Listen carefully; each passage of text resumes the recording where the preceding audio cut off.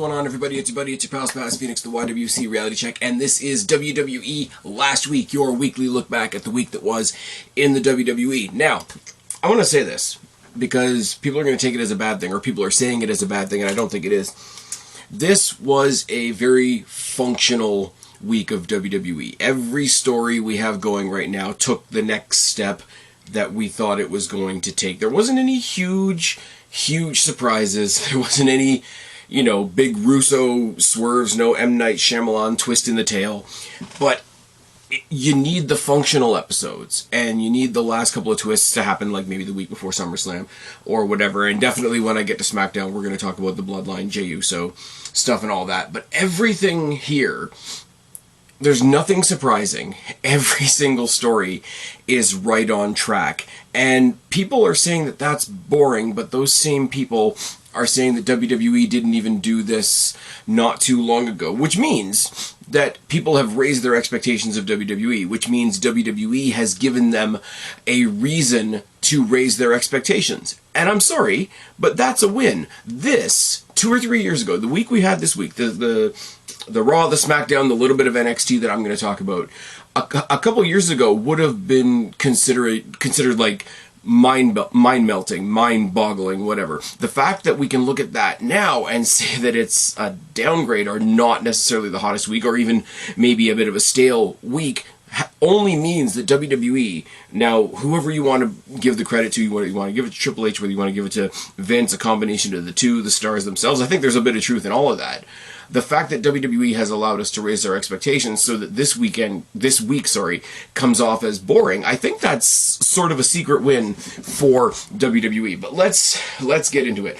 Off the back of all the problems with Damian Priest, Finn Balor comes out to start off Raw, says that his problem with Seth Rollins wasn't able to be over because of Damian Priest, because he's been teasing the cash-in, he's getting involved in the matches, and they almost came to blows last week, and Dominic Mysterio got pedigreed on the floor because of it. Ripley comes out, she's trying to play peacemaker. She almost did the Paul Heyman thing, sort of put the hand on the microphone, put the microphone down, talking, sort of face to face, we don't do this out here. This doesn't make us look good. This doesn't help us. This isn't what we do. Let's go do this in the back. Balor is doing a pretty good job of saying, he's not saying like fuck the world. He's not saying fuck the group even. He's just saying like, here's one of my teammates that I think is kind of dicking me around right now. So he's got nothing against Ripley. He's got nothing against Dom, who's out with Ripley, obviously. And he just kind of like storms off and pouts a little bit, if I'm completely honest. Rhea Ripley takes control of the whole ring because she is the leader of the Judgment Day. Let's be real for a second. Turns to the crowd after Balor leaves, does a bunch of damage control, reminds everybody that they still run Monday Night Raw, and that Dom's going to prove it tonight by finishing his story with Seth Rollins from last week. Rollins comes out with a platter of wings and just laughing on the rampway, said he's here to eat buffalo wings because they're in Buffalo, and watch the Judgment Day basically eat itself alive. He accepts Dominic's challenge. We've got a match set for later on tonight. What could possibly go wrong? And then we go to commercial break. Coming back from commercial break, we see Rhea Ripley in the back basically telling Damian Priest to dummy up and make this work and make peace and fix this, pretty much. Lot of screen time. A lot of screen time for the Judgment Day, but specifically, if you watch the different combinations of the Judgment Day as we went through this particular Monday Night Raw, the only common thread through all of the different segments we got with the Judgment Day this week is Rhea Ripley, and it's a smaller way. It's not a main event of every pay-per-view in the year. It doesn't need to be another Sasha Banks situation. But that's how you make a star. You show that in all these different segments that were good, that are driving a great story right now, driving the second best group in the entire company, the only common thread is Rhea Ripley, who's also a badass and also a fucking star and also has the better looking women's championship. Oh yes. Set up from last week, we got Drew McIntyre, the returning Drew McIntyre, and Matt Riddle taking on the members of Imperium that aren't Gunther, pretty much. It's Drew's return. Riddle versus the Imperium continues. Floating bro with an assist by Drew was nice. He got some decent height because fucking Drew's a tall guy, which is fine. The toss style brainbuster by Imperium is always awesome. The way he catches him in the brainbuster position and then immediately drops it and makes it relatively fluid most of the time, unless there's a little bit of a stagger, is pretty impressive. Here's the problem I have with Imperium, and if you can go back to the old, like, when NXT was at its peak, black and gold era, let's be clear, I had this problem with Imperium where they were boring as shit until they decided to be awesome, and then you went back next week and they were back to being boring as shit until they decided to be awesome again. And that sort of cycle is coming through now that they're on the main roster. Gunther on his own is awesome. The three of them having trios matches or six-man tags or whatever you want to call it, as a trio, are awesome. The two of them, Vinci and Kaiser, or what they used to be, Marcel Barthel and Fabian Eichner, as a tag team, they're back to their NXT ways, where they come in and they're a bit boring and a bit shit, and then they do a couple of awesome things like the toss-style Brainbuster, and remind me that they're awesome, but then I have to, like, go to zero and rev back up on them. Again, it's unfortunate. The guys are talented as hell. The guys are athletic as hell. Don't get me wrong. But character-wise, and I know they're supposed to be these, like, stoic, serious, we're maintaining the dignity of the ring and all that. That's part of their shtick. But it's kind of like, what's a much better example? Much better example would be Revival / FTR, who are killing it in AEW right now, and good for them. They're going to be, I'm recording this on Friday, they're going to be having a 2 out of 3 falls match with Bullet Club Gold this Saturday, which is going to be awesome. Please, by the time you get this, that review should already be up, so please go back a pod. Time travel, it's fine. But the FTR, the Revival, whatever you want to call them, they did the no flips, just fists thing. Like, we're old school guys. We're going to do things the right way. And then when they got into a big feud with people like, DIY, I know people don't want to hear those initials these days, and they pulled out a high-flying move. It was important, and it was impressive because, like, they resorted to that more exciting style to beat the exciting opponents, but they were never boring to start. Like, they did the ground-based technical stuff, and then they worked up to a high-flying spot with their physical work. With Imperium, which is the closest comparison I can come up with, except it's a downgrade, I literally don't give a shit until they make me give a shit, but then they go back to me not giving. Does that make any sense? Am I making any sense? I'll let you know right now. It's very, very tired in here. I actually watched Rampage this week. Why the hell did I do that? It's very tired in here. Not much on the plans this weekend, so figured I'd knock this out early, which is why I'm recording it on Friday. You guys don't care about any of that. I am sorry. Drew and Riddle both take out Gunther on the outside before he can really interfere too much. Claymore, ankle lock, and Riddle and Drew get the win. Judgment Day in the back. They kind of make peace under the glaring eye of Rhea Ripley, which is fucking awesome. You know, Damian Priest is like, look, I was out there trying to help you. I wouldn't fuck you over, da-da-da-da. Balor says, all right, I guess we're good on one condition. I get Rollins first. And they say, hey, no problem. You want Rollins? You're not finished with Rollins. That's cool. But then, to stir the drink, to be the straw that stirs the drink, Damian Priest holds up his Money in the Bank briefcase and says, yeah, either way, I think we got it covered. So, you had it and you lost it. It's fine. Jackie Redmond, and I'm sorry, I know I said this last week, she used to be on The Score, which then became Sportsnet 360 here in Toronto. So it's really cool to see her in the WWE. Really, really happy for her. Happy that she got to interview a better set of stars this week. Cody Rhodes doesn't do anything for anybody. Basically does the generic, hey, what's up for you guys next? And they rhyme off a whole bunch of teams that they would love to feud with. And Rhea Ripley and Dominic Mysterio come into frame, and they're pissed off because they didn't mention the Judgment Day. Kevin Owens is a fucking gift, and from Canada to the rest of the world, you're welcome. He does his thing where he flips out about the unwritten rule, nobody said your name, you can't interrupt if nobody said your name, and all this kind of thing. Ripley says we're coming for all the belts. Even Dominic, you watch what Dominic does with Rollins tonight, and by the way, Dominic's been doing a lot of cardio in the yard, he doesn't get tired. And then she drops that and leaves. Kevin Owens and Sami Zayn go, oh my god, what could she possibly mean by that? You know, maybe there's a track, maybe there's a lot of exercise, and then, oh, then you do the real thing. Because a cool joke is one that you have to explain. But that kind of, like, explanation that's not needed, shit, is the kind of thing that's funny if KO and Sammy do it. Not everybody could get away with it. They are awesome. I'm not gonna lie.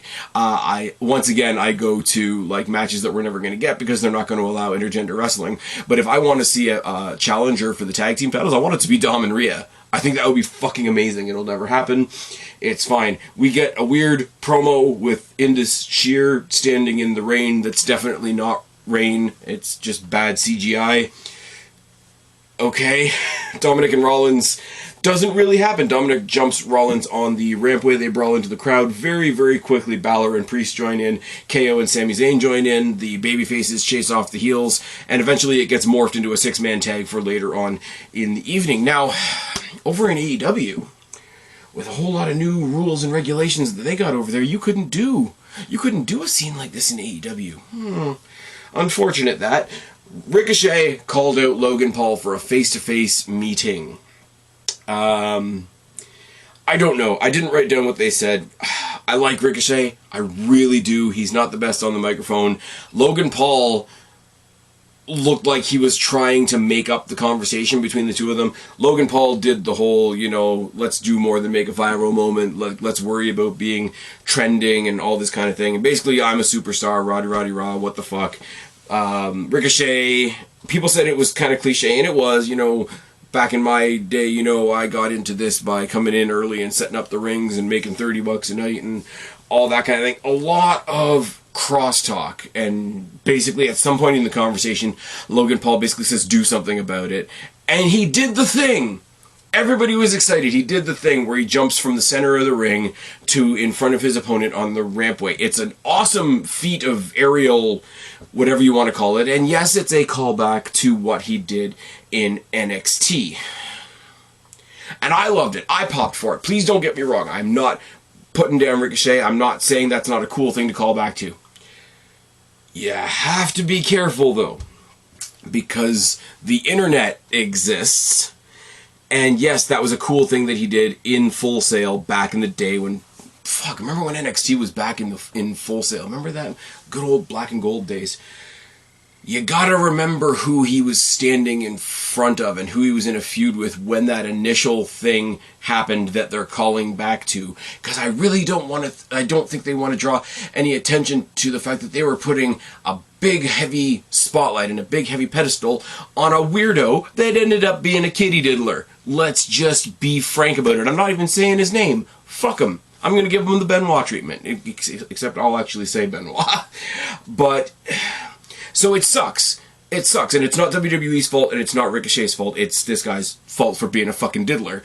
But you can do that callback, and it's fucking awesome, and Ricochet is fucking awesome. And this match at SummerSlam, though they didn't confirm it in this promo, we know it's happening, is going to be awesome.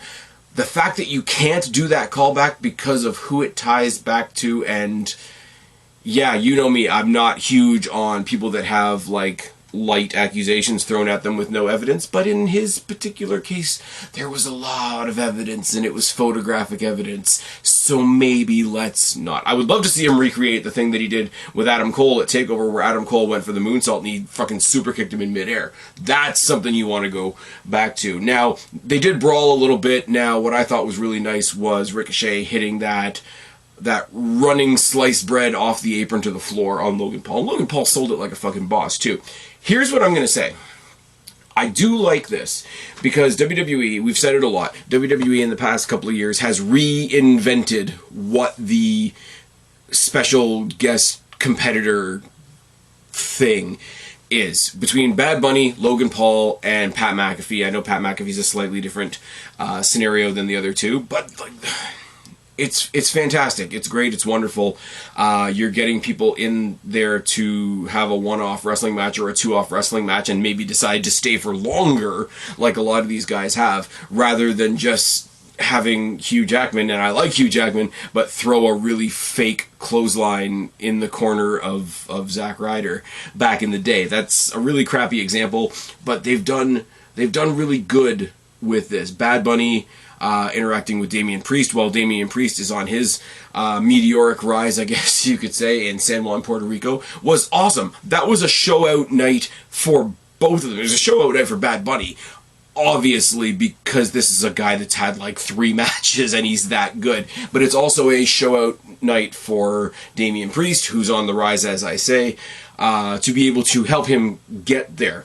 Logan Paul, the same. I mean, he interacted with The Miz, who is an ex, champion, Mania, main eventer, etc. And then he went on to interact, like, specifically with main eventers. Seth Rollins, Roman Reigns, the list goes on. The fact that they're now going to use the shine of Logan Paul, because there is a shine of Logan Paul, like, element to it now, for a mid-carder, for something that's not going to be in the main event, probably won't even get the biggest spotlight at SummerSlam, is really cool.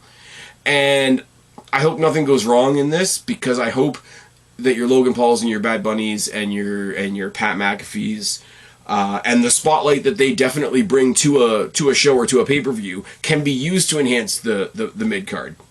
Because you want to show those celebrities interacting with your main eventers. Obviously, to say that Logan Paul might have beaten Roman Reigns in Saudi Arabia for the big all-consuming global championship, of course you want that headline. But you want that headline brought to people that need it, I guess. Nothing against Roman. Nothing against Miz. You guys know I love The Miz. Nothing against Seth Rollins. That was fucking awesome. Nothing against, even an Adam Cole. When Pat McAfee debuted against Adam Cole, he was already the king of NXT at that point. Imagine if, instead of fucking around with the kitty diddler and doing the spot with him, imagine if Ricochet had done that spot to Pat McAfee, and we got the performance that we got out of Pat McAfee in his first match with somebody like a Ricochet. I think that the fact that they're doing that now is fucking awesome. The sliced bread off the apron was a nice touch after the initial "they did the thing" spot. The promo was what it was. I mean, Logan Paul's great on the mic. That's not really going to be a question. He makes most of his money on the mic, in and out of WWE. Ricochet, we know, isn't that great on the mic, but that means that we don't expect him to be that great on the mic, which is fine. Did they tell a very predictable story? One guy over here saying, "Look at me, I'm a fucking star." The other guy over here saying, "Look at me, I'm a hard worker. I'm the guy that's grinded forever and built the rings and carried people's bags and roddy rot." But you know what? Sometimes basic is good. And the match is going to be anything but basic. We see what they've done so far in like the little bits of spotlight that they've had in the Rumble, now at Money in the Bank. I mean, that spot through the table from Money in the Bank and that crossbody that they did ring post to ring post at the Royal Rumble will be played in infinitum in GIFs and GIFs and highlight packages from now until one of them decides that they're going to be a bad person and WWE pretends they don't exist, because that's the world we live in. Becky Lynch versus Zoe Stark is I'm sorry, I lingered way too much on that. It was a promo. It wasn't even a super great promo. The physical follow-up of the promo was better than the promo itself. It's a match that I'm looking forward to. I don't need these guys to interact again. I really don't. Just slap the graphic up next week, say the match has been made official by Adam Pearce or whoever Adam Pearce pretends to answer to. It's fine. It is absolutely fine. Becky Lynch versus Zoe Stark, as was set up last week. Zoe Stark's out there with Trish Stratus in her corner. Obviously, Trish Stratus is still wearing the face mask from the first ever women's main event on Monday Night Raw all those years ago. These two ladies, and I mean, it's WWE, so take this with a grain of salt, what I'm about to say. This was a stiff, snappy match, and that's what I wrote in my notes. And these two ladies, more than most, slapped the hell out of each other. I mean, Lynch is owning for the most part because she's the veteran, Stark's the rookie. That story takes off. After a trip by Trish Stratus on the outside, Stark takes over for a while. A corkscrew senton off the top rope by Stark is really, really nice.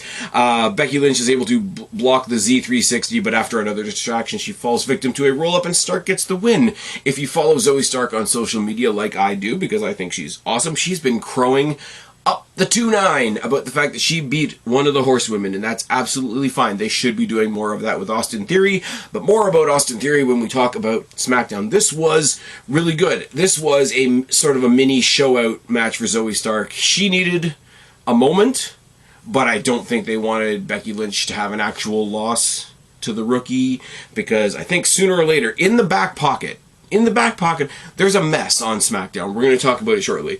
But in the back pocket of the Raw Women's Locker Room for a pay-per-view, I don't think they're going to do it at SummerSlam. I hope they don't do it at Survivor Series. I hope they can save it till at least the Rumble, if not WrestleMania.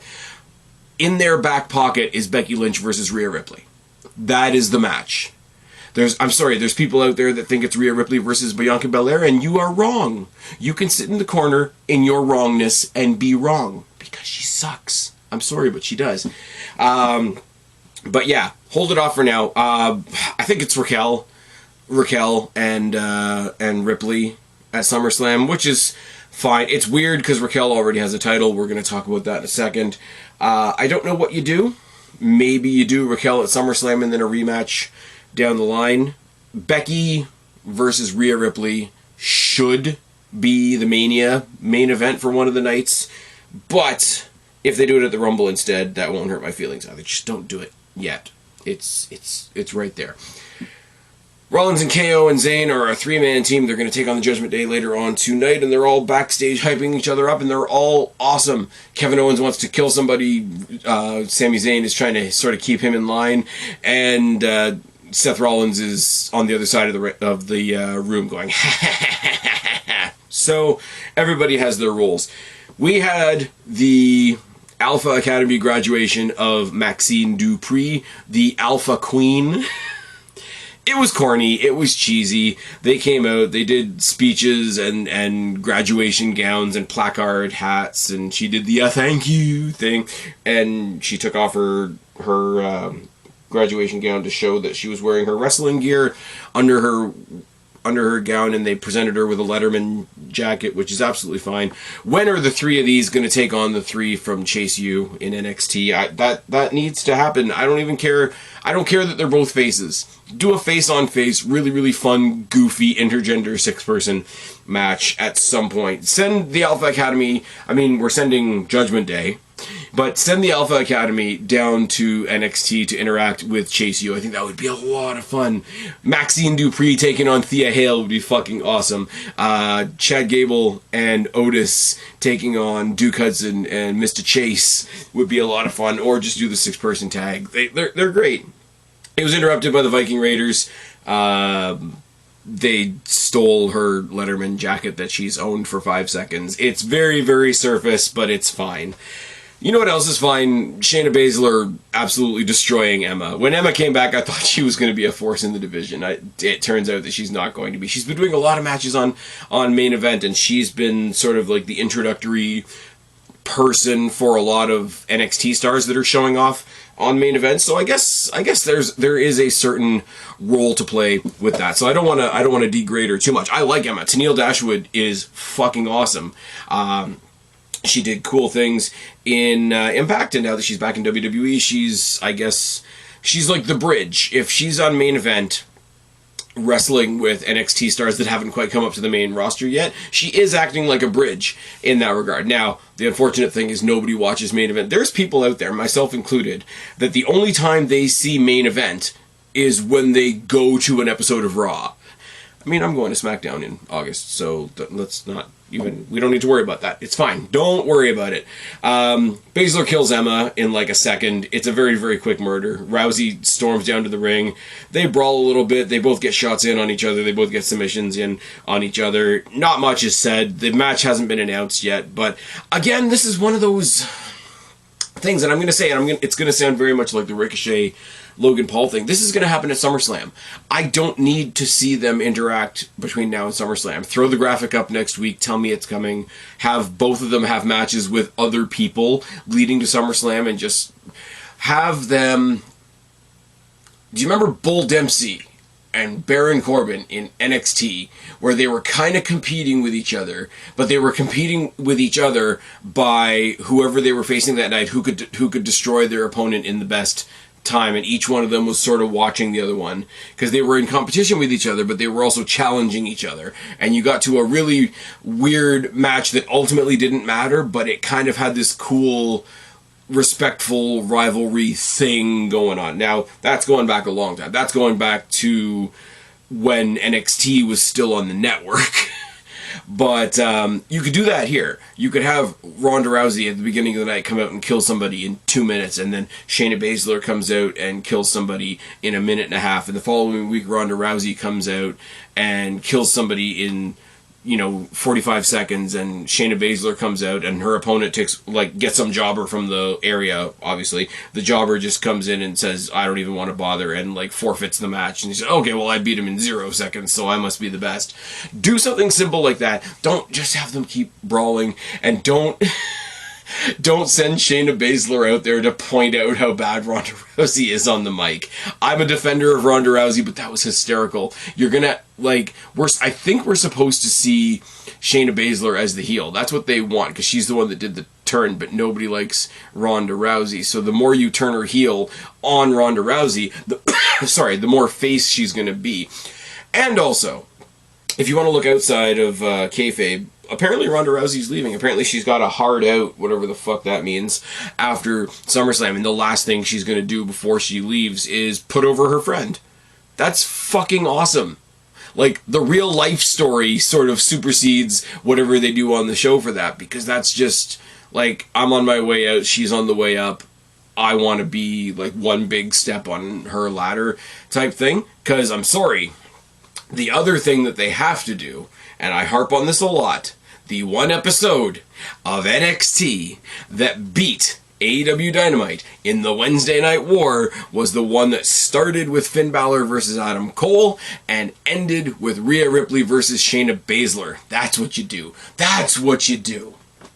I just completed my own thought from earlier. Sorry, I'm having an epiphany right as I'm recording. You do Raquel at SummerSlam, you do Baszler at Survivor Series, and you do Becky at Mania, because you can get 2 Big 4 pay-per-views out of Rhea Ripley versus Shayna Baszler. There we go. I've solved the whole fucking thing. It's absolutely fine. Cody Rhodes comes out and talks some bullshit for what feels like 20 minutes, and then we move on to The Miz. I'm sorry, I'm not giving him any time. I don't care. I don't care. They're gonna make Brock Lesnar lie down for Cody Rhodes, and they can fuck off. Miz versus Tommaso Ciampa in a no disqualification match. Tommaso Ciampa wanted a no disqualification match. How could that possibly come and bite him in the ass? 99% of this match is him mauling the Miz. Steel chair necktie. Ciampa does the pat on the back thing. So once again, like Ricochet earlier, the NXT fans that are watching Ciampa now, he did the whole clap, clap, clap, clap, clap, clap, clap, pat on the back, pat on the back, pat on the back. I'm like, I'm sorry, it's a stupid thing, but it made me pop. I don't care. Puts Miz in a chair, does the knee Diora to him on the chair. Knee strikes on the apron as well. Low blow in the ropes by the Miz. I like that thing where you get somebody, they're just about to come into the ring, you kick the rope hits them in the nuts, but you didn't hit them in the nuts, so you can't get disqualified. I like it, it's good. Followed up by the yes kicks handed up to him, I guess I should say, from his protege, Bryan Danielson. I'm an asshole, don't worry about it. It's fine. 3 more knee strikes in the corner with a bin lid by Ciampa. Ciampa puts Miz through a table, but then we get a weather forecast. Yes, that's my shitty metaphor for the evening. There's a tsunami in the form of Bronson Reed, who returns to Miz's side once again because Miz has his wife's paycheck. He mauls Ciampa, hits him with the actual tsunami, and Miz gets the win. Now, is this the way I would have done it? No. But giving Miz a partner calls for Ciampa to have a partner. Ciampa has a partner. His name's Johnny Gargano. We're getting DIY at SummerSlam. It's going to be DIY versus The Miz and Bronson Reed, when I'm sure a lot of people, including myself, would love it to be DIY versus Sammy and KO. But it is what it is. And I'm sorry, they keep not quite getting there with Bronson Reed. So at least put him in there. If he's not going to be a big star, make him a monster. Have him monster over somebody like Tommaso Ciampa, even if he doesn't win, and it'll be a monster. I mean, Johnny Gargano and The Miz on either sides of each other as well is fine. They can be sort of like the character actors of the match, and you can have like Gargano versus The Miz, Gargano versus Bronson, Bronson versus Gargano. But then when Bronson and Ciampa get in the ring together, that'll be the ooh ah, this is what we really came to see moment, which is absolutely fine. And I mean, if you want a team that you know isn't going to win, it's Bronson Reed and The Miz, because The Miz can't buy a win. It's absolutely fine. In the back, we see Raquel Rodriguez and Liv Morgan are on their way to ringside because they're about to watch the tag team match that's coming up next between Katana Chance and Caden Carter versus Green and DeVille. But Ripley's in the back again because she's the main character of Raw. She steps up to Raquel Rodriguez for what they did last week, standing up for Natty when Rhea Ripley beat her down after that awesome match that she managed to have with Natty. Tells her to stay out of her way. There's a big stare down between Raquel. Liv Morgan's just kind of standing there, and then Sonya and Chelsea come up behind Rhea Ripley and say, yeah, you better watch it. You know, we're all going to be champs soon. And Ripley turns to them and sort of says, well, you can fuck off and all. So that's awesome. It's one of those things, right? It's I talk a lot about how people like The Rock, people like John Cena, people like Brock Lesnar, people like Roman Reigns to a certain extent, they kind of exist above the roster. I don't think that's an exaggeration to say whatsoever. Rhea Ripley is such a big fucking star on this show that she exists above. You know, there's baby faces over here, there's heels over here, and then there's Rhea Ripley up here. So if you think that I'm going to be on your side just because the three of us are heels, you can fuck off, which was awesome. And after a stern warning, Raquel and Liv go to ringside. Green and DeVille have a great match with Katana Chance and Caden Carter. They win with shady scheming means. People are still shitting on Katana Chance for missing a leg drop on their match last week when they don't want to talk about her coming off the top rope and Hurricane Rana-ing an opponent off of her partner's shoulders who's sitting on the top rope, which is much more impressive than what the leg drop that she missed would have been. You people are all very strange, and you're being weirdly political about a random tag team on a episode of Monday Night Raw. That's all I'm going to say. It's kind of like the people that are upset that Sarah Logan, Valkyrie, whatever you want, Valhalla, or whatever you want to call her. People are just mad that she has a job, which is weird. Don't do the I'm going to be super mad because somebody has a job thing. It's not cute, as they say. The main event is Rollins, KO, and Zayn taking on the Judgment Day. And what do you want me to say here? Like, realistically, look at the talent in that ring. And I'm sorry, I'm going to include Dominic Mysterio with this. I would say, like, look at the talent in that ring and Dominic Mysterio. But Dominic Mysterio has a very specific role that he plays in the Judgment Day, and he plays it incredibly well. And more than leaning on the group, the way he leans on Rhea Ripley, character-wise, is fucking great. And I'm sorry. Like, I know Finn Balor has to play kind of conflicted, kind of serious. Damian Priest is on the rise right now. He needs to be taken seriously, so he comes across as a little bit more serious. When you watch Dominic Mysterio and Rhea Ripley doing anything, they look like they're having such a blast, and there's no way that can't affect your enjoyment of the show, of the match, of the promo, of whatever they're doing. I mean, through scheming means they get a win over the baby faces, which is huge, because Rollins is the champ and KO and Zayn are the champs. They all get to sort of pose at the end of the night and pretend that for at least one more night, the Judgment Day is okay. And that's cool. I mean, you put them up there with three guys that are Teflon. Nobody's going to care if Rollins loses a match. Nobody's going to care if Kevin Owens loses a match. Nobody's going to care if Sami Zayn loses a match. These guys are fucking Teflon. They're fucking great. Judgment Day screaming from the rooftops that they're okay because they're definitely not okay was a great way to end the show as well. It was to play into the following night when they were all coming to NXT on the invitation of Carmelo Hayes and Trick Williams. I'm not going to get into everything on NXT, but some very, very quick bullet points that I thought were kind of fun from that show. Stax beat Joe Coffey to win Tony D's freedom and get them a tag team title shot. So Tony D's not in jail anymore.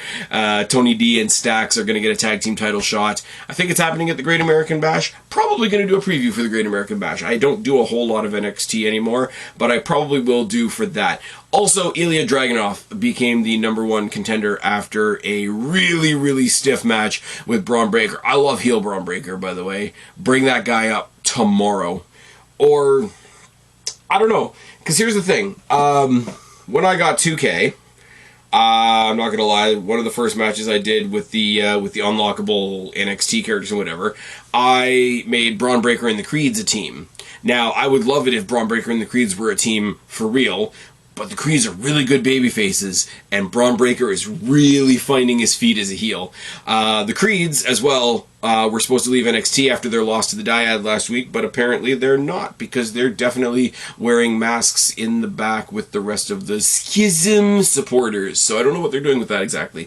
Ilya Dragunov becoming the #1 contender. Fine. I like Ilya Dragunov. He's wacky as shit. Ilya Dragunov versus Carmelo Hayes will be a lot of fun. And I really do think we're going to get some involvement with that. I think we're going to get some interference with that, I should say. But the biggest portion, the biggest draw to NXT this week was obviously the fact that Judgment Day was there. They came out, they opened the show. Finn Balor, they were chanting for Mommy. So Finn Balor immediately started the promo by saying Daddy's home, which is great. Damian Priest is over as hell. Rhea Ripley is over as hell. Finn Balor is over as hell. And Dominic Mysterio got booed out of the building. Dominic Mysterio, over the course of the night as well, also challenged Wes Lee for the NXT North American Championship, which is all kinds of weird. I don't know when we're getting that. We might be getting it next week. We might be getting it at the Great American Bash. I'm not sure, if I'm completely honest with you. Ultimately, you got the obvious thing, which is a tag team match. It was Finn Balor versus... Finn Balor and Damian Priest taking on Mello and Trick. And the Judgment Day get the win, partially because of their scheming means, but also because Ilya Dragunov came down and tried to help and ended up fucking them, which puts some immediate... friction between him and Carmelo Hayes for their match. So all kinds of good things happen. Apparently Judgment Day are going to hang around and do the whole crossover thing as well. Also, we got another promo from Baron Corbin, who's shedding all his gimmicks, and his new gimmick is that he has no gimmicks, which is always really entertaining to me. I don't know what it is, though, because he went out into the woods and he found somebody with a hood, and weirdly, people are... I don't even want to say this. People are saying, oh, maybe he's going to join the KKK. And I'm like, are you fucking kidding me? Are you... WWE's done a lot of stupid shit. But come on. Also, I think it'll be something weird, like he's going to get life advice from Joe Gacy, and he's fucking... the lone wolf is going to join the schism or some bullshit. I don't know. I don't know what to tell you. I'm shuffling papers around. Pretend that you don't hear that. That would be great. Thank you very much. But yeah, it's weird. NXT is an hour-long show with about 45 minutes of really awesome shit in it. And then you have to get by the rest of it. I don't know. I just don't know. Gigi Dolan is painting people now as revenge.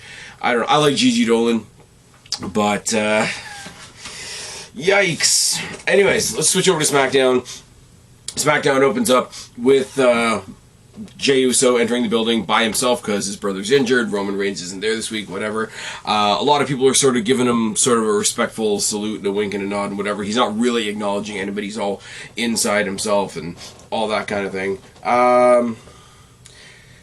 Much like Cody Rhodes, Bianca Belair comes out and talks some bullshit for a while, which is nice, I suppose. Charlotte Flair comes out to save the segment, but because it's Bianca Belair, WWE has her scripted to put Belair over and talk about how great she is and how great it'll be when they get to fight each other at SummerSlam, because I'm next in... and oh my god.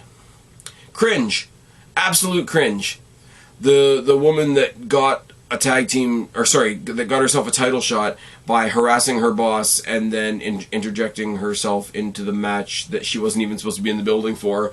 You know, some people, much like in real life, some people's bad behavior gets rewarded, and the ultimate of that is to have somebody much, much better than her have to come out there and talk about how good she is. It made me want to vomit, I'm not gonna lie.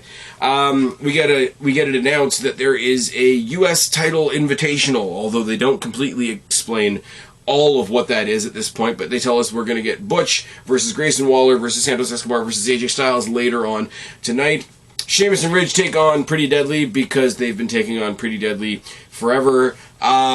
very, very typical. Not bad by any stretch of the imagination. It's, again, it's sort of one of those, like, everybody plays their roles well type of idea. I like that they're going after Pretty Deadly. It's announced later on in the night that Sheamus is going to be involved in the U.S. title next week. So Sheamus has tried a couple of times to get the United States Championship off of Austin Theory. Austin Theory has now buddied up with Pretty Deadly. The Brawling Brutes have a rivalry with Pretty Deadly and Austin Theory. So it does make sense. There's reason for it to be. It's not a thing that comes out of nowhere. It's just the Brutes are going to come out and be the Brutes, and the Pretty Deadly are going to come out there and do their campy bullshit and cheat to win, which they did, which is nice. We replayed some highlights from the Grayson Waller versus Edge match from last week, which I think was fucking awesome, and everybody seems to be pretty happy about. Waller is in the back getting interviewed. He brags about his win, talks about how everybody's got his name in their mouth now, including The Rock, which is funny because he should be watching different parts of the show where his family is falling apart, which I thought was really, really a good thing right there. And the fact that he's going to go on to the Fatal 4-Way later on tonight and win his way towards the United States Championship. Very nice. We get a replay of the Tribal Court and what happened during the Tribal Court last week and Jay's challenge, which is weird. It's weird that they land on Jay's challenge because Roman's not here this week, so you know you're not going to get an answer. Michael Cole then comes on to camera to say that Jimmy Uso was diagnosed with ruptured rib cartilage, which sounds nauseating, if I'm perfectly honest with you. Charlotte's in the back. She's getting ready to leave. She's stopped by Adam Pearce, and he's like, well, what are you doing? She's like, look, I know you don't want any interference in this match tonight. I'm way too involved in this myself. I've kind of already got what I wanted. I'm going to face the winner at SummerSlam, so I'm going to leave. You don't even have to tell me. I'm just going to leave.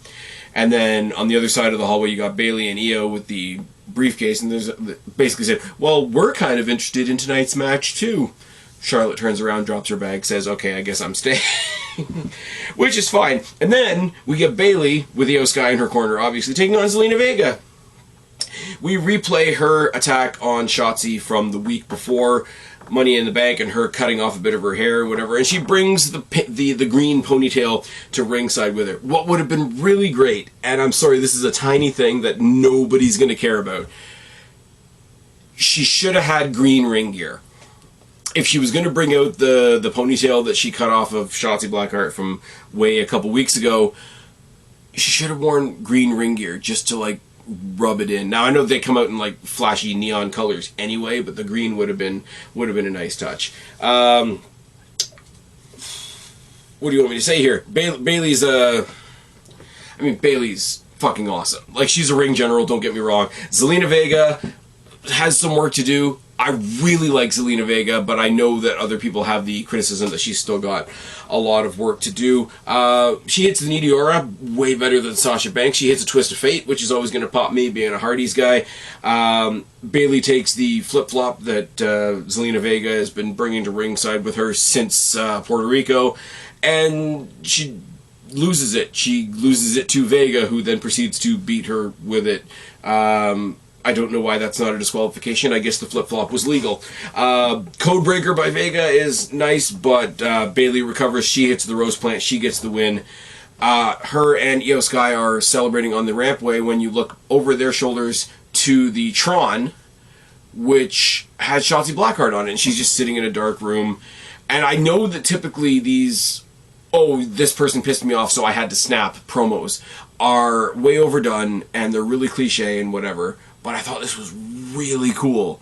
I thought, you think, this little bit of hair that you cut off, like, you think I'm intimidated by this? You think I have control over this? Or you think you have control over me because of this? Do you feel like you're in control? I'm in control. And she just, like, where she shows the little bit that she had already had cut off, she just grabs a friggin' buzzer and just, like...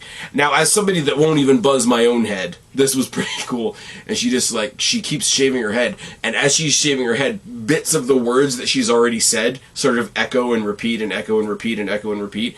So she says, okay, you want to cut off a few strands, I'll cut off the whole fucking thing. Now, like, what the fuck do you want to talk about? Now, super good advantage in a women's match, because even though women's wrestling is way more equal to men's wrestling than it used to be, there's still the odd trope here and there of the hair pulling and whatnot. Now, if you don't have any hair, you have the Austin advantage and nobody can pull your hair.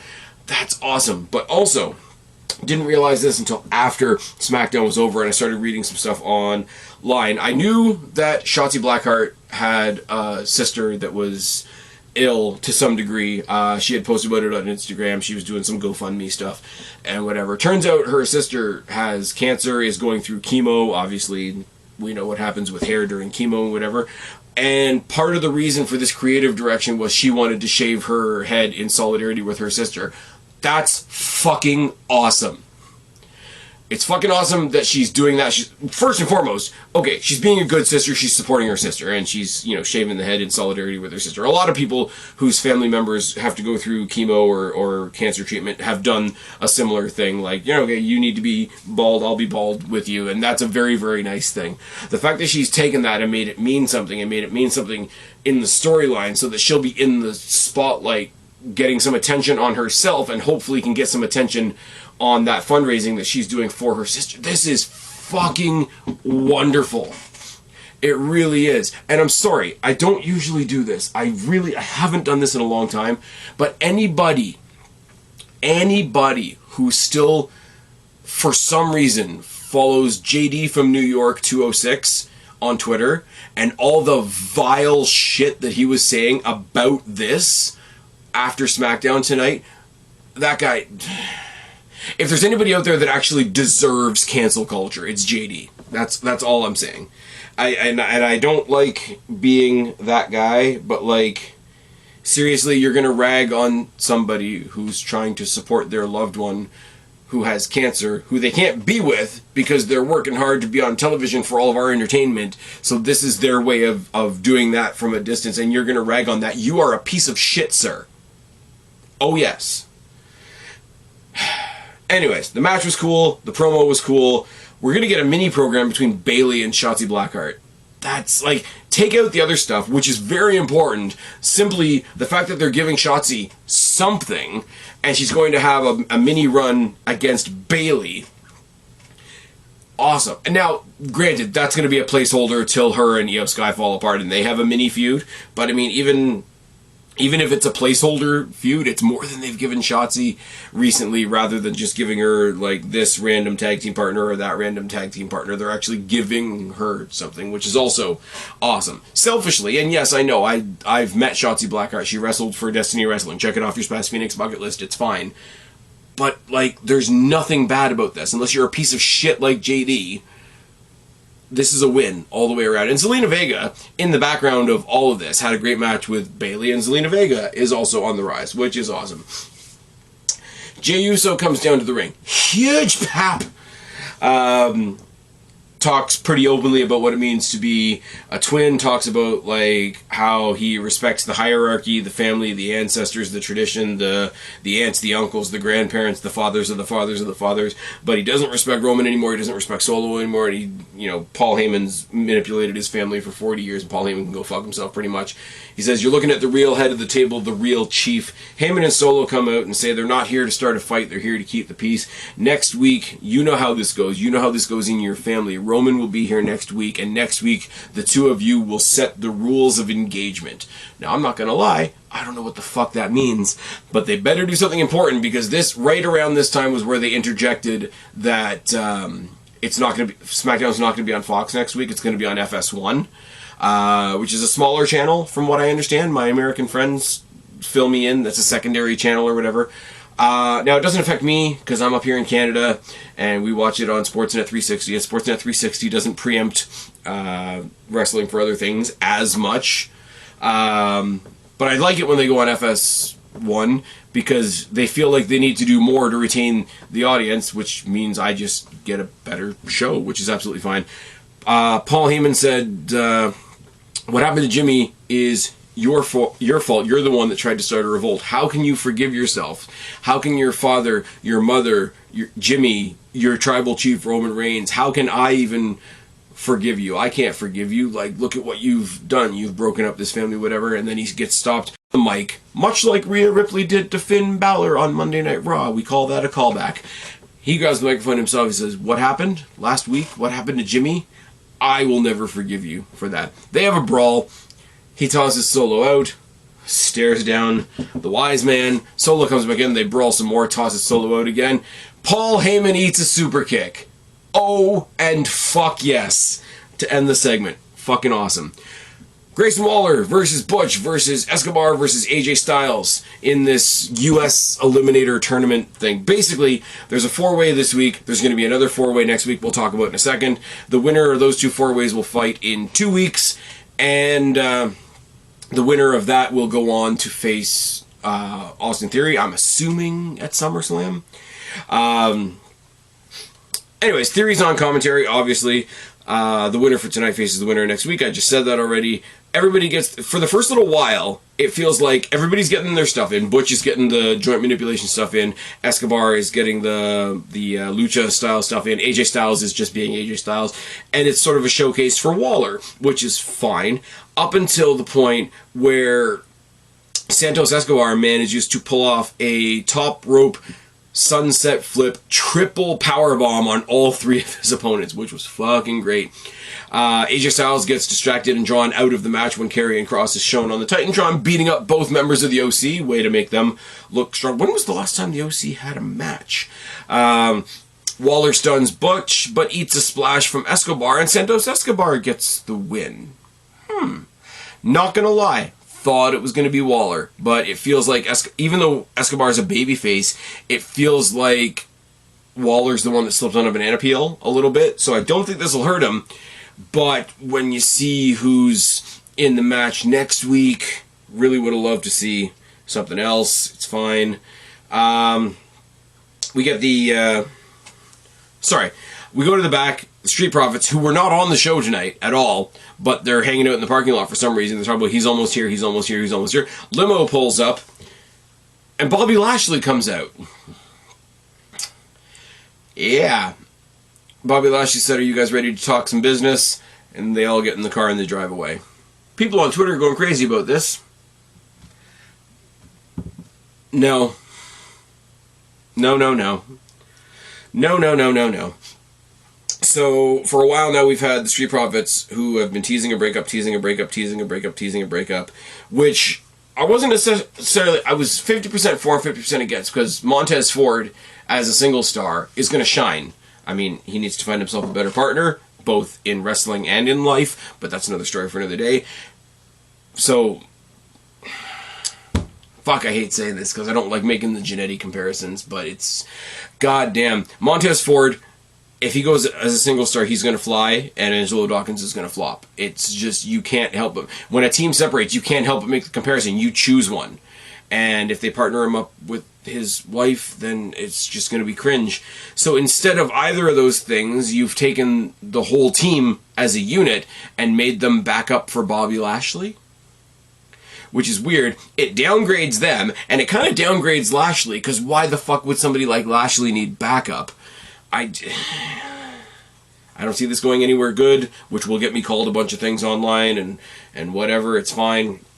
But, yeah, it is what it is, and it'll be what it'll be. We got the competitors for the Fatal 4-Way next week, which is Rey Mysterio, Sheamus, Cameron Grimes, and LA Knight. We got video packages from Rey, Sheamus, and Grimes, and then LA Knight came out to tell the live crowd about all the internet attention he's been getting, about how the best decision this company ever made was hiring him, and that Theory's title is in a lot of trouble. Now, yes, I love LA Knight. Here's the thing. LA Knight's over as fuck.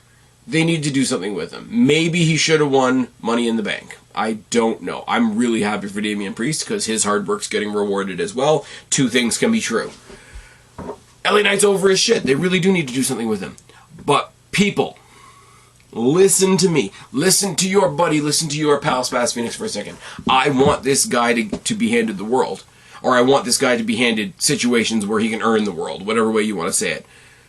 But he wasn't on SmackDown for 1 week, and you made it sound like WWE sent this guy to the gallows. I am prone to hyperbole, but even I was like, you guys need to breathe. a little bit. So Santos Escobar has already gone forward, and next week, I mean, it's going to be LA Knight. Let's just say that right now. But Rey Mysterio, Sheamus, Cameron Grimes, and LA Knight. I would have loved it. I would have loved it. No offense to Santos Escobar, I would have loved it if Grayson Waller had won. Because they clearly have a rocket that they want to strap to Grayson Waller. Grayson Waller versus LA Knight 2 weeks from now would be fucking amazing. Because on paper, I think on paper, LA Knight is a heel. Like, he's not, people love him, but WWE will sort of present him as a heel. They'll put him up against a couple of baby faces. Those baby faces will get booed, obviously. But it would be hysterical for me to see what a great heel Grayson Waller is versus what an over heel LA Knight is. The crowd for that would be fucking awesome. And the winner of that going up against Austin Theory, who, I'm sorry, in this threesome of personalities, is going to draw the short straw. I think people shit on Austin Theory way too much. It is what it is. But I also can't deny the truth. Also, if Austin Theory got involved in that match and it was a triple threat, if it was Austin Theory versus Grayson Waller versus LA Knight at SummerSlam, that match would be so much fun. I'm just saying, throw the Miz in there and you got the 4 pillars of ridiculousness in WWE. Just saying. Miz, way underappreciated. We will miss him when he's gone. I don't know why I went there, but I went there. Asuka versus Bianca Belair in the main event for the WWE Women's title. Bayley and Io are ringside because they've got tickets, and throughout the match, Charlotte shows up and she's also got a ticket. Asuka counters the KOD, which makes me smile. She also hits a code breaker in the ropes. It was almost a suspension code breaker, which is really, really nice. Charlotte came in to stop Damage Control from getting involved and ended up spearing Bianca Belair out of her fucking soul. It made me smile. And then the two of them got the shit kicked out of them by Damage Control on the outside. Asuka's prone in the ring. Io Sky's about to cash in the Money in the Bank briefcase at Bayley's insistence, but Bayley gets caught by surprise because the Asuka that's prone on the ground isn't as prone as she thought. Bayley gets misted. Io Sky can't get down from her turnbuckle fast enough. She's on the turnbuckle. She's ready to go. But she is distracted by the fact that her teammate just got misted, gets the briefcase thrown in her face, and Asuka runs up the rampway smiling at everybody. Now, what a really cool 4-way it would be if Io Sky and Bayley break up sooner than later. If you had Io Sky, Bayley, Charlotte, and Asuka in a 4-way at SummerSlam, that would be awesome. But no, they are going to go to SummerSlam and convince themselves in their own crappy, socially pressured heads that they need to give that title back to the Rat. And listen to the words coming out of my mouth. You do not need to give that title back to the Rat. I'm just saying, get Bayley out of there. I'm sorry, the people that hate Charlotte, I will even say, get Charlotte out of there, even though your hate is weird and way exaggerated. Give us the match that we really want out of all this. Io has the briefcase. Asuka has the championship. Io Asuka is the match that we want. Just give us fucking Io Asuka at SummerSlam. It's not rocket science. But at least Belair didn't win tonight. So that's the silver lining on that cloud. Next week, we got a bunch. We got Riddle versus Gunther with Imperium banned from ringside, but I think it's a non-title match. We got a women's tag team championship match. It's going to be Raquel and Liv defending against Green and DeVille. I have a funny feeling that Katana Chance and Caden Carter are going to get involved in that summer. Lesnar returns to answer Cody Rhodes' bullshit, and they're going to sacrifice a big name like Brock Lesnar at the altar of Cody Rhodes' story that needs to be finished. That's going to be cringe, but okay. We've got the Alpha Academy versus the Viking Raiders in a Viking Rules match. The last time they had a Viking Rules match, it was against the New Day, and all they did was turn the ring into a boat. So I really don't know what to expect from that. You got the second round of the United States Invitational Tournament thing. Like I say, Ray versus Sheamus versus Cameron Grimes versus LA Knight. Who's going to win? Yeah. And you've got Roman and Jey setting the rules of engagement, whatever the fuck that means. We are chugging along. We are really chugging along towards SummerSlam. You're going to get some kind of multi-person match for Asuka's title. You're probably going to get Raquel fighting Ripley. You're going to get... what? Drew McIntyre versus Walter. You're going to get Baszler versus Rousey. You're going to get Cody versus Lesnar again. God help me. We're going to get Jey versus Roman. We're going to get the winner of this thing, which is going to be LA Knight. Yeah, taking on Austin Theory. I don't know what we do with Zayn and Owens, because the tag team story going into SummerSlam is going to be the reuniting and reunion of DIY. So maybe you make that a triple threat somehow. I don't know. But the way this card is look. Oh, and you got Ricochet versus Logan Paul. How did I forget that after talking about it for so long? The road to SummerSlam, it's a pretty steady road right now, but it's a pretty good fucking destination. Detroit is going to be awesome. Tell me what you think. Tell me what you think about where we are on this. By the time you guys are hearing this, we will have had Collision and Battle of the Belts as well. So if you have any leftover thoughts about those two shows that I haven't technically watched yet because I'm recording this on Friday, feel free to throw those down there as well. If you're watching me on YouTube, I want to say this really quickly before I go, because all my recording devices are flashing at me. If you're listening to me on YouTube right now, I appreciate the hell out of you guys. You guys have been supporting me specifically on YouTube for fucking 10 years or so now. I am trying to broaden out where my stuff is because I'm having a lot of problems with YouTube at the moment. If you can see it within your heart to check me out somewhere else, I promise you the show is exactly the same no matter where you go. Check me out on iTunes, check me out on Spotify. I just got added to Amazon Music, which is kind of cool. Or if you want a slightly video-ish, even though it's just a graphic, if you want something more similar to YouTube, I'm also on Rumble. You can find me on Twitter, Instagram, Truth Social, Threads. I've still got the Spaz Phoenix podcast Facebook group on Facebook, even though I don't use it very often. I don't know what the problems are with YouTube, and I don't want to make a big thing about it. Somebody who speaks way more clearly about the problems with YouTube than I ever could is a guy named Steven Crowder. If you want to find out what the problems are with YouTube and who gets attention and who doesn't, go check out his shit. But if you can find it within you to maybe check me out on Rumble or on any of those podcasting platforms, I want to diversify myself a little bit. That would be really, really cool. I would really appreciate it. I've rambled for far too long now. I'm going to stop now because this has been WWE Last Week, your weekly look back at the week that was in the WWE. I've been Spaz, your YWC reality check. Subscribe up there, talk down there, start a conversation, keep all these conversations going. Don't be a stranger. I will talk to each and every last one of you later, but for right now, I am tagging out. Bye, guys.